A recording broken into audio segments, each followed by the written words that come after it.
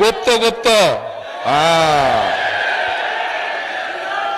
আচ্ছা, এখন সেই জন্য চুপ করতে, শান্ত হতে হবে সবাইকে। বিএনপি বিশ্বাস করে এই যে লক্ষ জনতা, এই সারা বাংলাদেশের কোটি কোটি যে জনতা, এরাই হচ্ছে বিএনপির রাজনৈতিক শক্তির মূল উৎস। মূল উৎস হচ্ছে বিএনপি বিশ্বাস করে আপনারা জনগণ হচ্ছে বিএনপির সকল রাজনৈতিক ক্ষমতার শক্তি উৎস।